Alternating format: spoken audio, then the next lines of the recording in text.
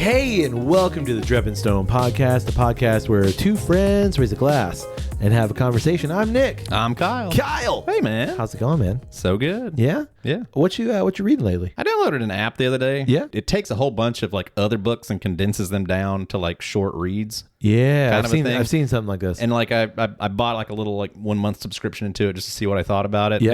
It's not for me. Yeah. I tried it out and it's like, I feel like it does almost too good of a job of simplifying things down to like bullet points and stuff. I've seen a lot of those of like, stop doom scrolling and listen to or watch these little clips, and it's like you can learn in 5 minutes kind of thing. Right. It's something like that. Yeah, more or less. Like it takes like, an entire book and condenses it down to like a 15-minute read. Right. And just like gives you kind of like the main points. Yeah. So like Reader's Digest. Sure. Yeah. I mean, I never did Reader's Digest. Well, me neither, but it's roughly the same thing. Like here's this same concept. Yeah, here's this big thing. Right. It's going to take you 8 hours to read, but here's a 20-minute read and you get the Roman same Empire for Dummies. You read that too? I think about it all the time. Oh, do you? Well, all men do. That's the rumor. That's what I've heard at least. I don't. That says a lot about me. It makes a lot of sense. Maybe. I had this discussion with people I work with, and I was like, I don't think about the Roman. The only time I thought about the Roman Empire is when I was in Rome. Yeah. And I was like, some old shit. That's weird. Huh? Yeah. Crazy how you thought about it there. Right. Anyway. What are you reading? Actually, I'm reading a couple things. Yeah? Yeah. Part of my goals for this year was not to like keep track of anything, but just to like arbitrarily read more. Mm-hmm. So I've got a book going right now by one of my favorite authors, Peter Heller. Mm-hmm. He kind of writes, they're kind of all over the place, but a little bit nature based. Mm-hmm. It's really good. It's called The Last Ranger. I'm listening to the Chronicles of Narnia. Oh. I've never read or listened to all of the Chronicles of Narnia. Mm-hmm. It's about time. I'm in my 30s. What are you through? Towards the end of the Voyage of the Dawn Treader. Okay. Yeah. It's fun. Yeah. It's fun. They're easy listens. Right. They're good stories. Yeah. So, yeah. And then I got a workbook going on too, which is a play. A workbook. A workbook, yeah. In some downtime in my day job. Yep. Yeah. Book at work. Book at work. Workbook. Boom. Yeah. I recommend all those. Yeah. Yeah. You do not recommend your thing. No. It's just, it's a little too brief.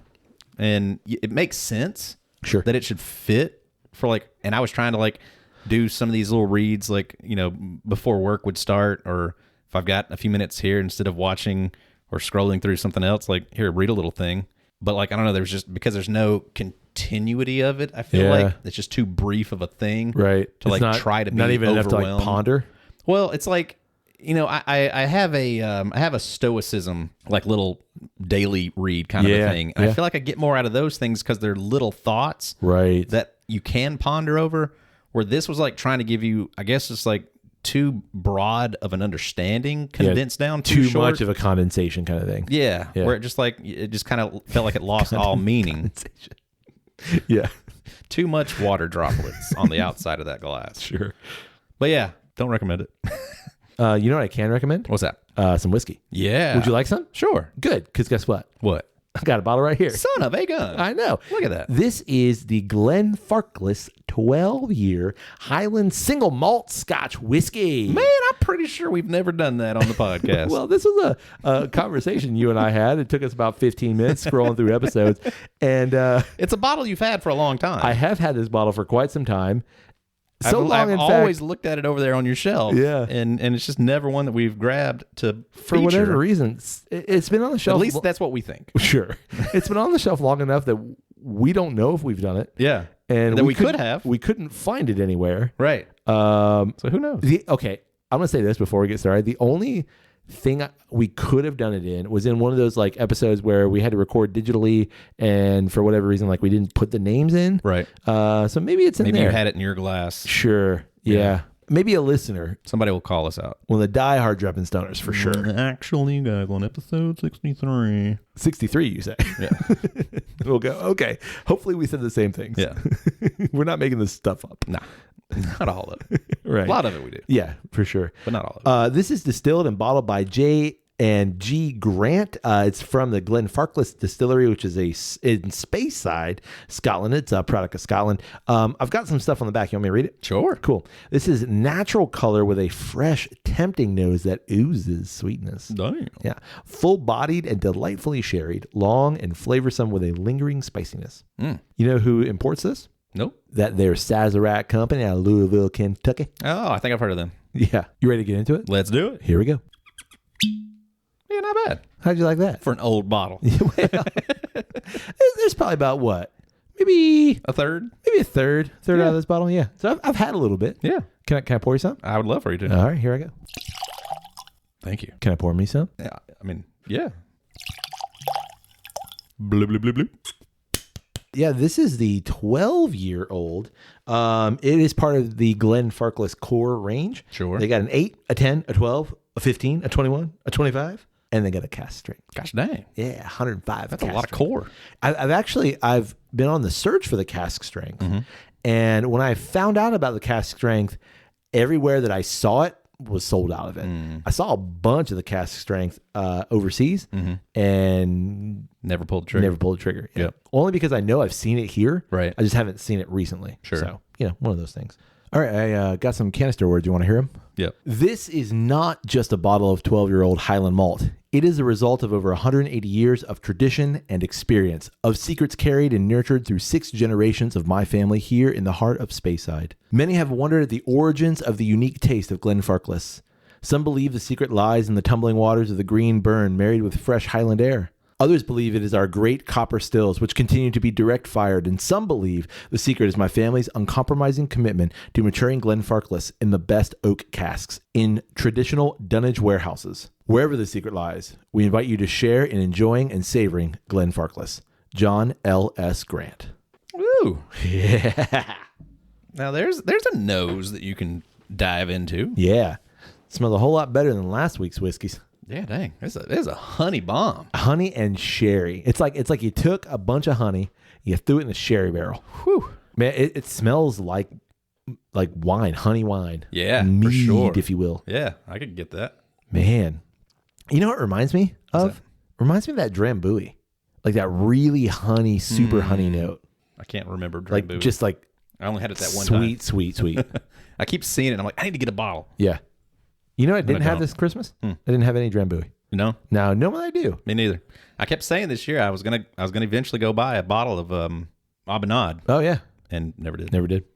Kept finding other stuff, and I was like, ooh, but I want that. Yeah, man, that is fantastic on the nose. Yeah, there's a lovely like little toasty note. Yep. Too. Yeah. Little. I don't know if that's barrel or char, but it's almost like malty too. Yeah, I was gonna say that. It's like it reminds me of oatmeal, but like if you made oatmeal on the stove and it just got a little too crispy. Right. Like that's not good oatmeal. You don't want that. Right. But like in a good way. Yeah. Oh, you know what? Okay, I got something better because that sounded weird. It smells like crisp oatmeal cookies. There you go. Honey drizzled. Yeah. Little hint of a proof. Yeah. Well, yeah. Little touch. Comes in at 86. Yeah. Not bad. Not No. 80 proof. That's fine. Man. All right. You ready? But yeah, delicious nose. Enough sniffing. Time for sipping. Delightful. Yeah. That's a Highland Scotch. It is it's a Speyside Highland Scotch. Yep. It's friendly. Super it's friendly. Real, it's real friendly. Very friendly. It's definitely sweet forward for sure. Yeah, but not aggressively sweet. No, it's way sweeter on the nose than it is on the palate. It's not difficult like an Ardbeg can be, or like some of the our recent like distillery releases can be. Right. It's not something you got to work through, but it has enough of those like, oh, hello. Yeah. What's going on here? Yeah. It reminds me of, especially on the back end, I'm getting like candied ginger. You know what I'm talking about? Like there's like little sugary gingery pieces. But I can kind of like assume what you're talking about. Yeah. It also reminds me of like Christmas pudding, like British Christmas pudding, like fruit cake. Did I tell that story? What? On the podcast of, I feel like I had to. Like it was not this past Christmas, but the previous. I hadn't had a fruit cake in years, so long, and I kept looking at it at Publix. Yeah. They had it right up at the front. That little table that of brick? Christmas shit. You know? And I finally convinced myself one day. I was like, just do it. That brick was like $15, and it's like, it's too much, but I'm so curious. See if that's any good. Got it home. Disgusting. Threw that shit right in the garbage. Like it was so gross. I was like, well, solved that itch. You know, like don't need to worry about that anymore. I'll never buy that again. Yeah, I'm the same way. Like, that pre-made stuff. Just awful. Yeah, that pre-made brick stuff. So bad. No, and like my grandfather really loved mincemeat pies, and as a kid, I was like, "What do you want? What's some mincemeat?" So like he would like, "Oh, try it, it's good," and like I would never do it. Right. But I might have said this at some point in the podcast. For the last couple of years, have made Mary Berry's. I know I've told you this. Mary Berry's Christmas pudding. Right. And it's like it's a fruitcake basically. It's a traditional, British Christmas pudding. Right. It's it's boiled for like 7 hours, and it's great, man. Yeah. It really is good, especially like it's what fruitcake should be. Right. It's like dark and syrupy and delicious. Right. It reminds me of this. Yeah. In the best way possible. Yeah. This for me is like it's what Highland Scotch is. Yeah. It's that we've had conversations of like what's the quintessential bourbon, Correct. kind of a thing. Like this is for me is like this is quintessentially Highland. Scotch. Sure. It's got that big honey note. Yep. It's got that big malty character and influence. Yeah. It doesn't lean fruity really strongly in any way. Yeah. But it still gives you good cask. There's a sherry pop. Yeah. Yeah. Little sherry note. Yeah. But it's just delightful. Yeah. And to me, like I agree on all those points. And then there's that back end, just like way like sides of the palate, but like back end of the palate of like gingery spiciness, like just slight gingerbread. Right. Man, what do you think this would be at 105? Yeah. Can't help but think that. Man. So that's going to gear up everything. It's going to give up every note. It's going to have more volume. Yeah. I'm sure it's delightful. I don't remember why I bought this bottle. I think it had something to do with somebody reached out on social media at some point and was like, hey, try this. Because when we buy scotches, we tend to lean more Isla. Sure. And it's just kind of, I think, our nature or where we are in the journey. Well, and especially when you bought this bottle. Again, you've had this bottle for a while. Yeah. Like to me, like this sits perfectly on like if you want to, I'd be able to identify the different areas and the regions of Scotch. Sure. This is nailing Highland. Yeah. Because it's got no peaty nature to it. So that's not kind of like, influencing you in that way. It's not overly fruity or anything like that. And it doesn't taste coastal. No. There's no brine or that kind of a thing happening. So like perfect example of a Highland Scotch. Yeah. And I would say that like there are kind of two camps of the Scotch world. Just from my perspective, like when someone says Scotch, either people think Highland or people think Isla. Sure. And when they think Isla, they think PD Isla. They don't, necessarily think Boonhaven Isla. Booney. Yeah. So I would agree. Like if someone said, hey, I got a Highland Scotch and you gave me this, yep, that's a Highland Scotch. Delightful. Would I like it at 100? Yeah, I would. You got a special release edition? 128? Even 86. It ain't bad. You want some more? Yeah. Okay. Yeah. This isn't like last week. Okay. What was last week? The West Cork, my guy. I felt like I was drinking water. And I got to the point of like, I would rather drink water. Well, no, I got to the point of like, I don't want to waste my sips. I don't need to drink this if it's. I got a limited number of sips in me. I just can't waste it. I'd rather save it for stuff that's worth it, which is actually kind of like really starting to influence my whole whiskey philosophy right now. I agree.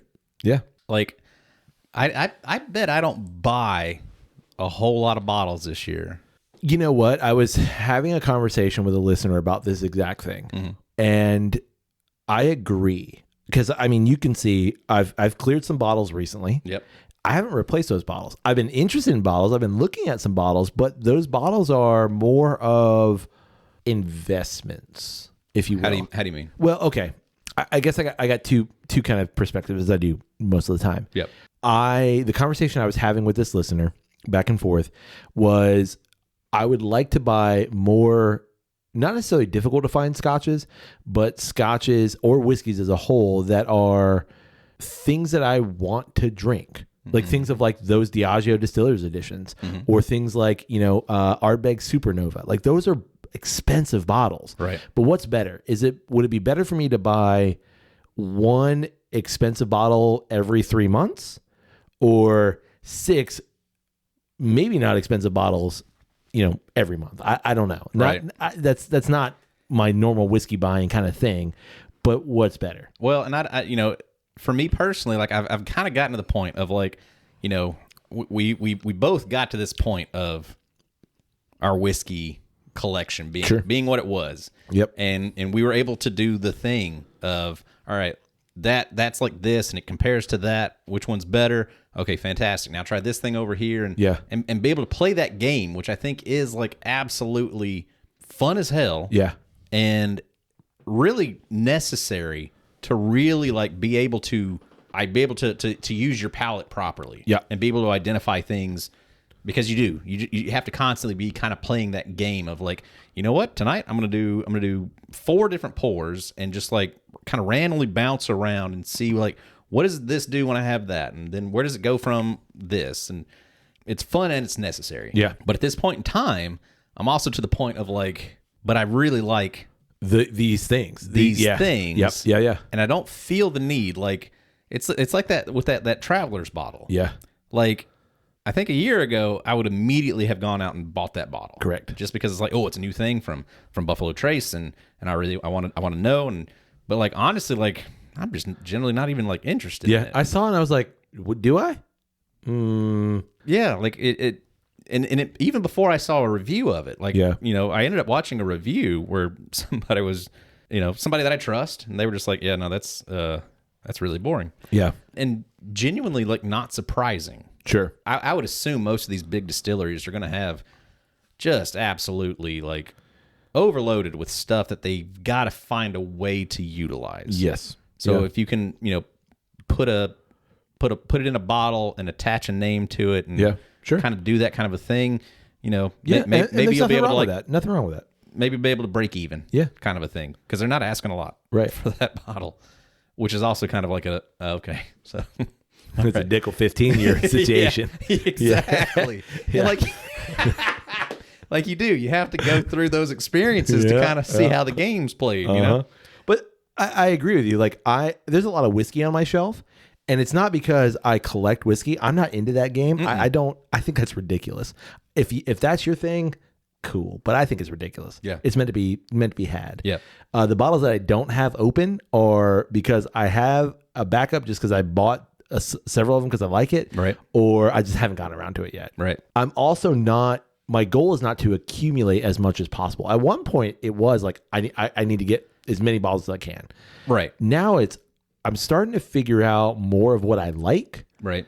And more of my taste just as a whole. And I can reasonably... And what excites you. Exactly. Within the realm of the 100%. So I can reasonably say, no, I don't need this. Right. But I am going to hold out for this other thing. Right. Well, and it's fun too, because like I'm guiding my friend Brian through the beginnings of his whiskey journey right now, which is I bought him Basil Hayden's for Christmas. And then from there, he was at the liquor store and he's like, all right, what do I do next? And I was like, go Elijah Craig. Yeah. Just regular Elijah Craig. That's going to be a bump up in proof. And I think that's one of like the most solid, like base level bourbons out there. Got that. He loved it. He still had a little bit of Basil Hayden's, which he went through the Basil Hayden's in like a week. But so now he's just about done with the Elijah Craig. And I was like, all right, here's the next 3 that I would suggest. Like if you can get either just regular Maker's Mark, because that's a new thing. That's going to introduce wheated bourbon. Yeah. So that's going to be a different thing. Obviously, like for me, Wild Turkey 101, that's going to be another bump in proof and be a little bit different thing. Or if you can get a bottle of Jack Daniel's Bonded. Oh, yeah. That's going to be a different thing. That's going to be way sweeter than the other ones. Good shit. That's another bump in proof. Mm-hmm. So that was like my next, go one of these directions. But you still kind of need to hit all of those. Yeah. At some point before you move. Oh, no. Yeah, I agree with that. And it's fun, like kind of trying to curating an experience for somebody. Yeah. And it is super kind of fun, but like at the same time, like you have to try to be not too putting your perspective into it, like, and letting them also kind of make up their own decisions on things. I think that's what I mean, is that I didn't have a me. We had each other. Right. And like outside of, like I had a little bit more whiskey experience. Right.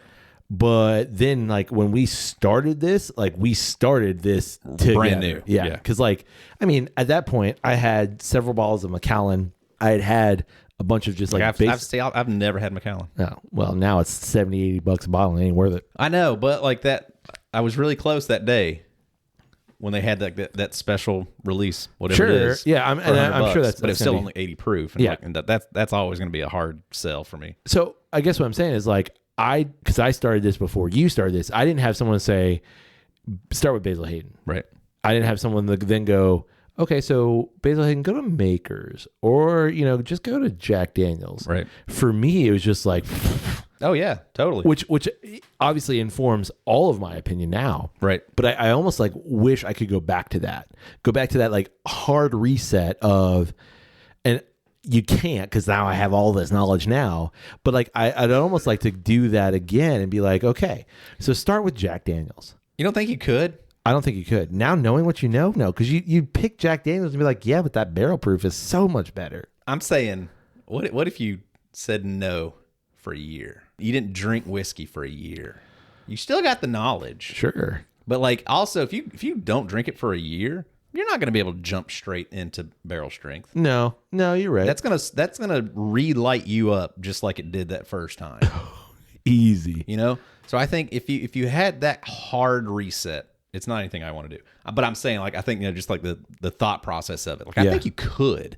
I think you could, like, completely reset if you just went dry for a year and then went back into it of, like, all right, I'm going to start bottom shelf and I'm going to work my way up. Yeah. I don't think there's anything wrong with, like, hey, let's go get a bottle of Ancient Age. Yeah. And, like, but at the same time, it's kind of like, why? But we're going to pour that shit out. Right. It's going to be for a sip. Exactly. But you could get a small one. Yeah. They got those tiny things. That's what I'm saying. Like, but we're not going to enjoy it. No. At this point in time, and even, we're not going to enjoy it. I would like to say, even if I took a year and I did it, I'm not going to enjoy it because I know that the better product, there's a better product. Right. Like, sure, no.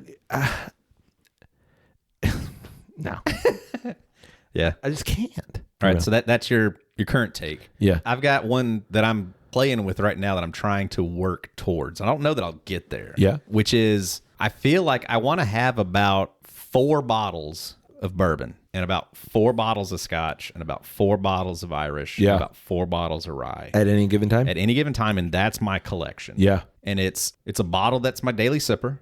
Of any time I want to have one of those things, I'll go and have that. Okay. So out of these, like, 4 bottles, so, like, you're saying, like, all right, I got 4 bottles of bourbon. One of these bottles is my daily sipper. Yep. Okay. One is kind of like my higher proof, more experienced bottle. Okay. And then I've got, like, 2 that can be, like, just a personal favorite or like an investment bottle.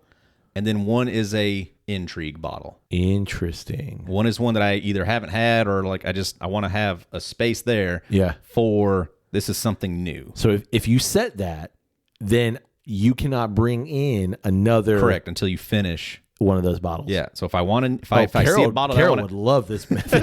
if I want to try that bottle, then I want to be able to finish that one and fully kind of grasp what I thought of that bottle before I get rid of that one and bring in the new one. Okay. Like, I'm not saying that I'm going to get there. I like that perspective, though. But that's kind of where I'm trying to get my collection down to. Because that still gives you, let's say a 16 to 20 bottle range. Sure. Because if you go Irish, Scotch, bourbon, rye. Indeed. And then if you wanted to throw in Tennessee whiskey as a second thing, you could reasonably have $20 or 20 bottles. Yeah. Well, and to me, it's also to the idea of, I look at my collection right now and it's like, I know what I've got that I want to drink. Yeah. But I can't just drink that stuff. I need to drink some of these other things that are good. They're not as good as these things that I want to be drinking right now. Sure.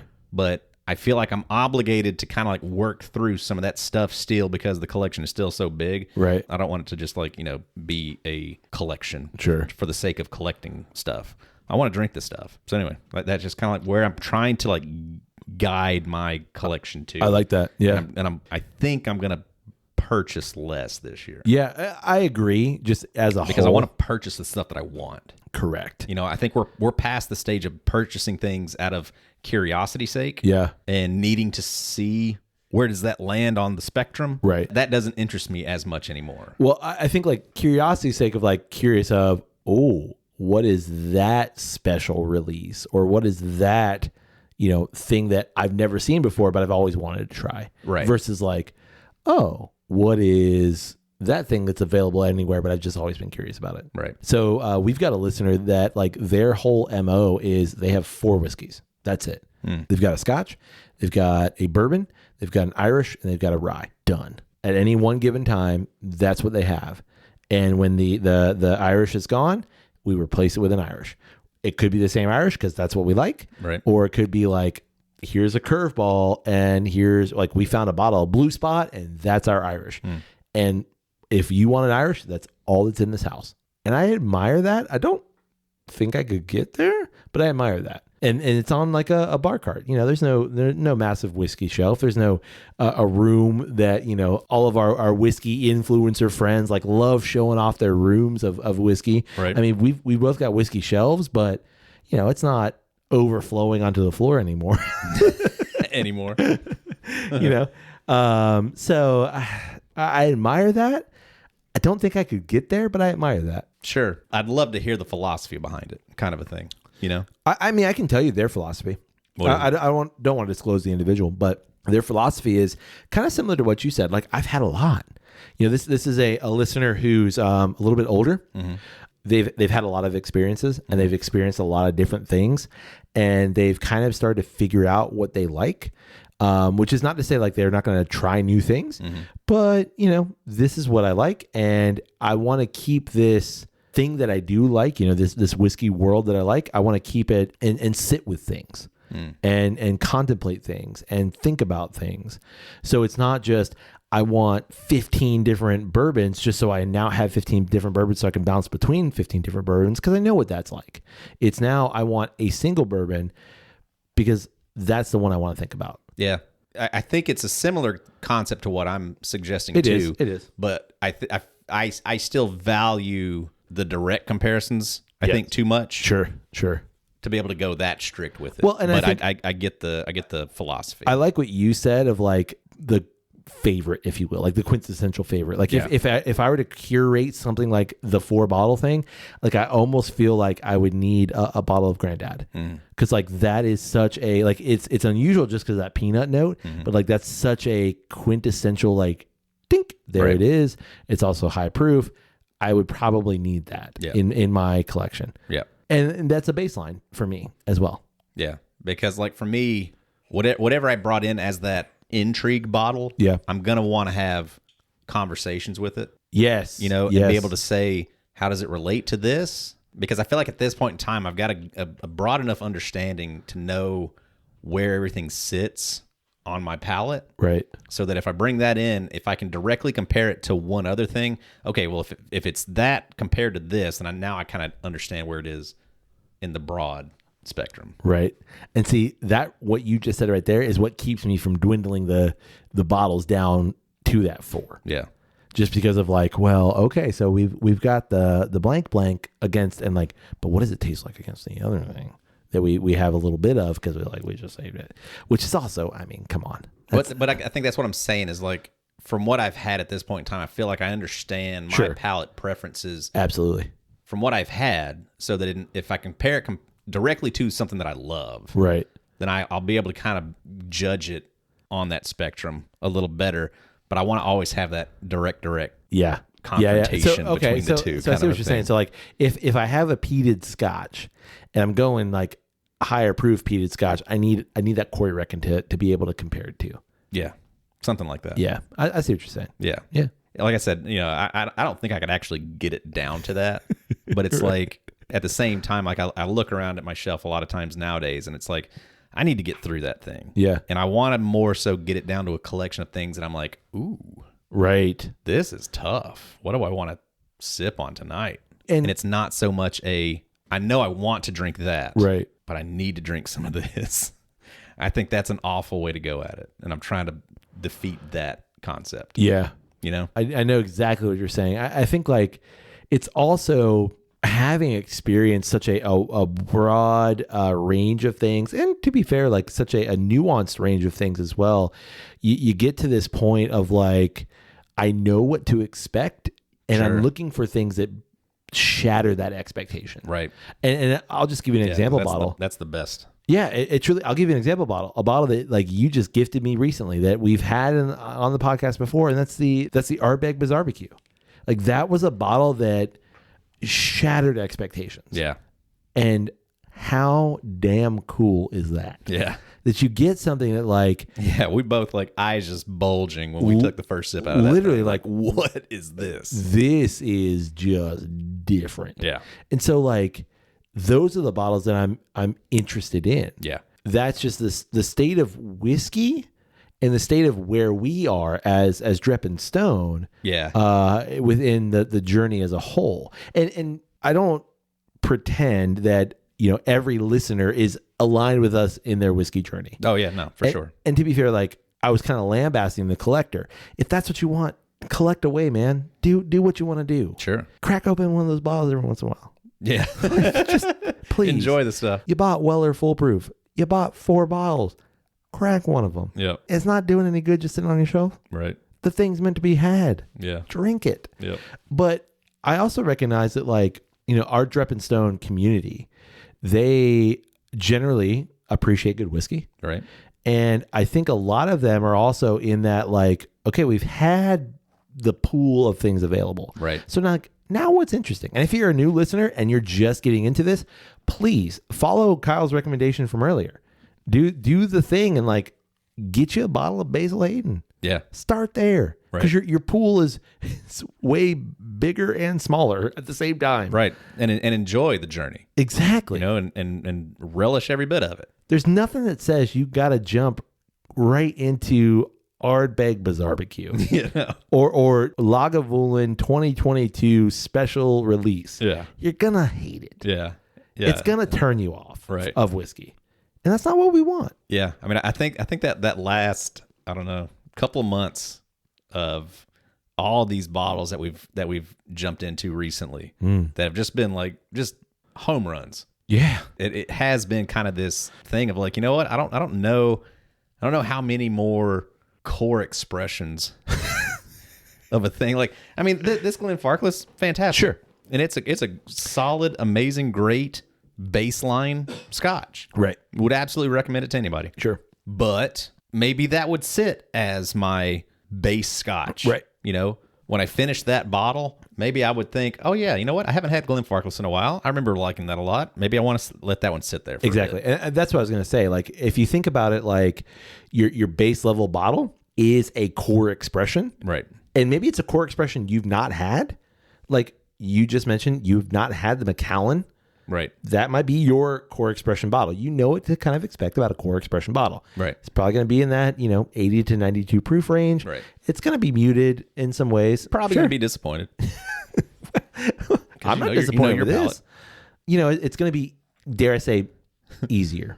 Okay. So in keeping with that same kind of idea of what we've seen in the last 6 to 8 months and what we kind of know is being released on the horizon just from, being in that whiskey community, what excites you?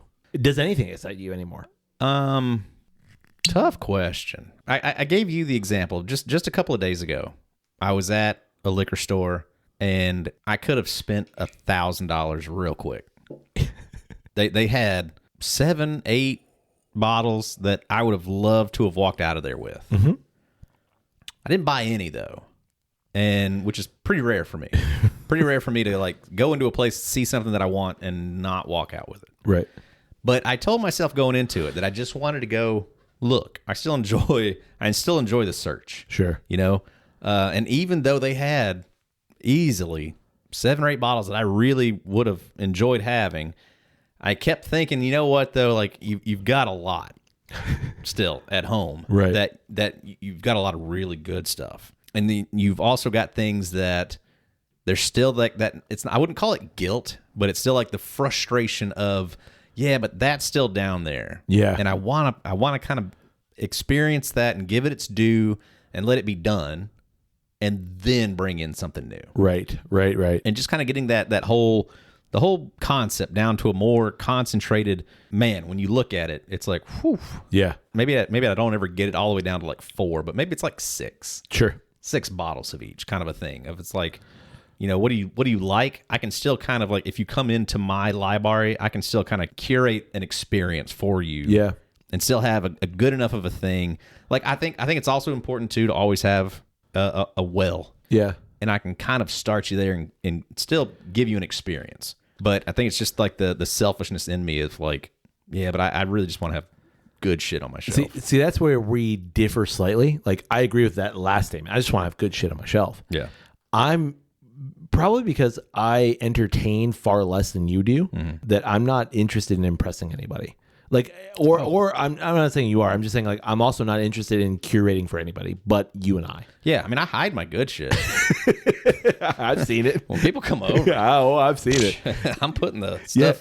You don't touch that. I'm putting that away. People walked in the library and they're like, "What's Nick drinking?" I'm like, "Nothing. Don't you worry about it." Where'd you get that? This is just a little bit of speckled tail.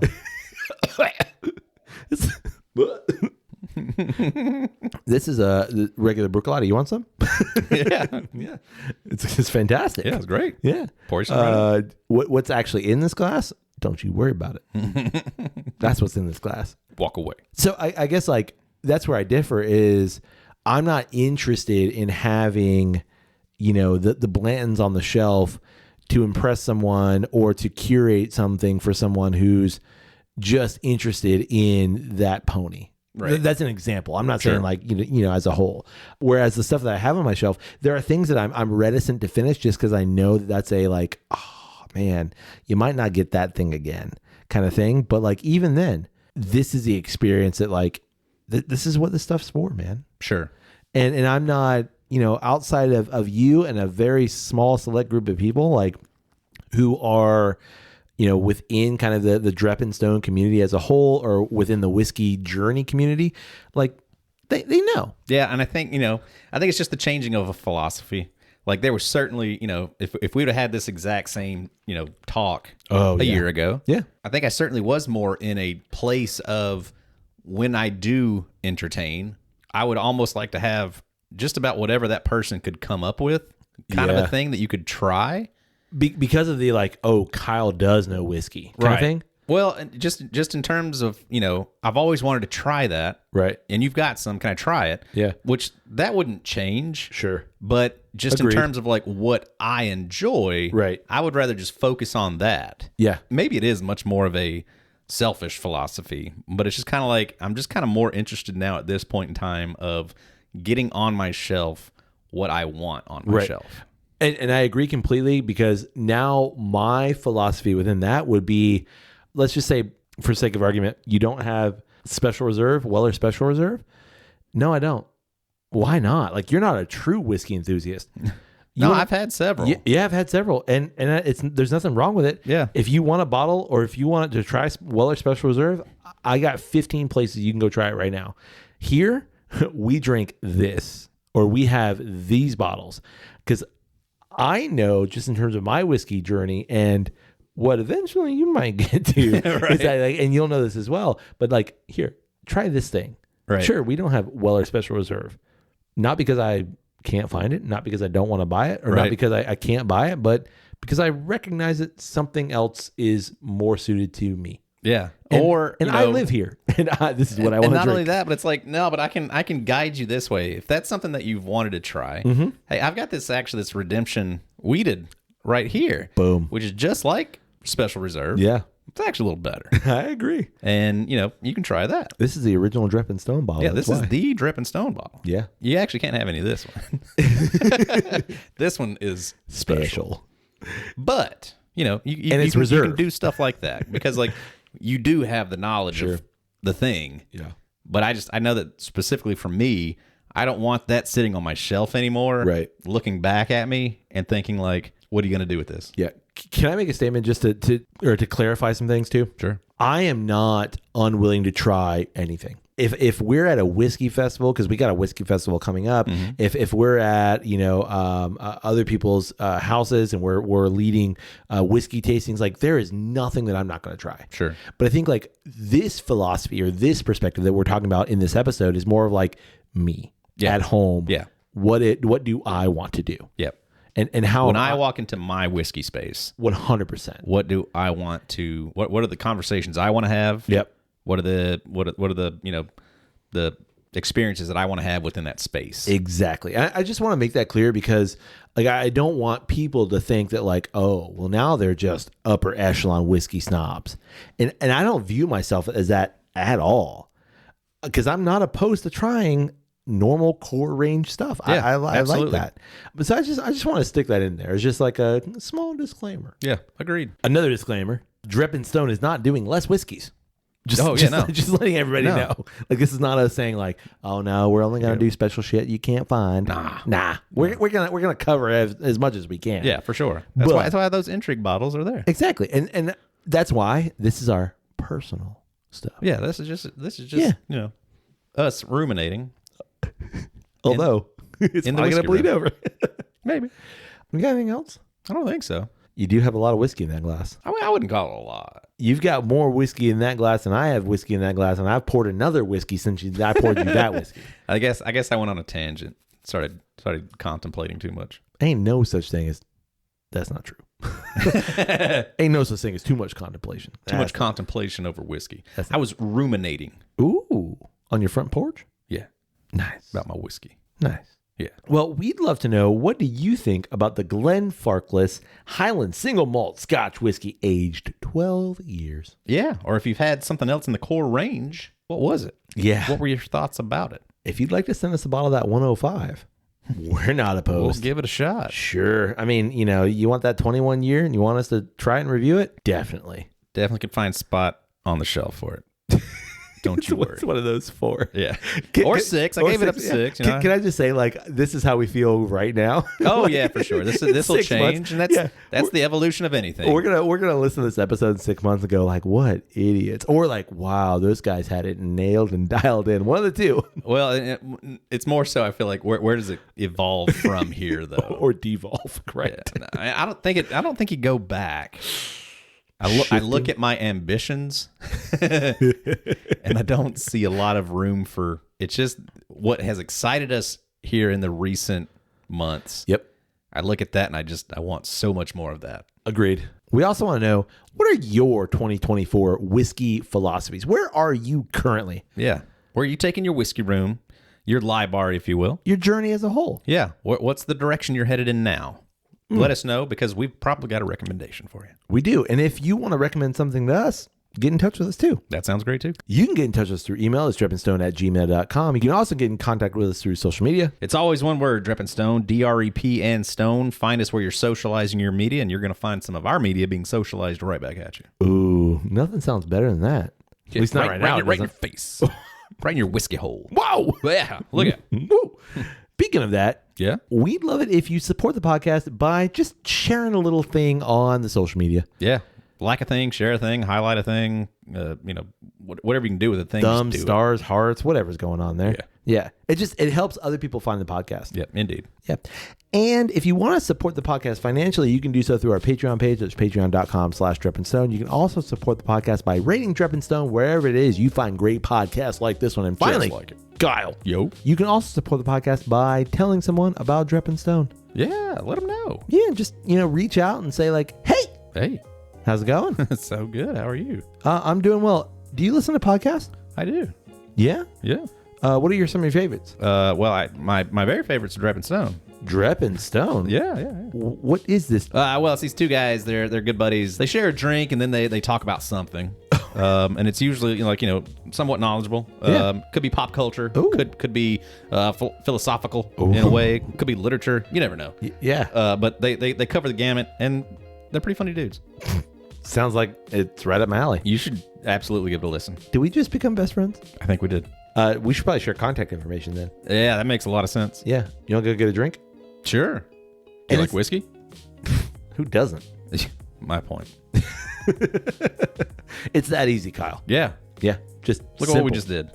simple. Made new friends, and we shared Drepping Stone. Yeah, Amazing. it really is. Hey, buddy. Hey, buddy. May your glass overflow. And your ass never show. Episode complete? You want to say cheers, buddy? Oh. I thought we already did that. I don't think we did. No.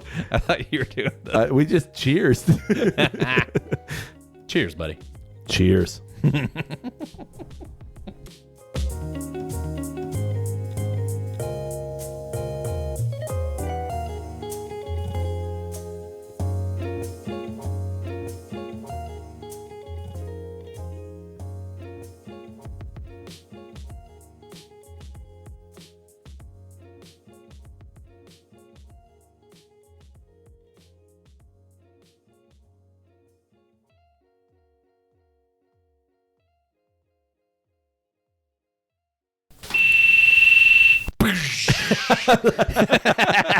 What was that? That bomb just went off.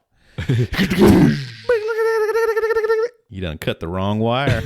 I might strike all that. Okay. 'Cause now that I'm saying it out loud, that makes zero fucking sense. Where are you going? Well, I mean, this might be the episode. Yeah. My friend Brian. My friend, Brian. Why the big air quotes? You can either cut that bit out, Well, no, because I like what you said. and it's better. I don't think it won't matter. Well, I guess He didn't listen to it. I don't like him now. Sorry. You can tell him I said that. Okay. Like, to his face. I'd tell him to his face. I'm sure you will. It's the highest level of our Patreon subscriber. We'll guide you through your whiskey journey. Oh. $50 a month. Curate. What's the word? Curate? It's hard to find anything better than that. Yeah. I'm looking at you, rare breed. Do we cross streams or like... Whoa.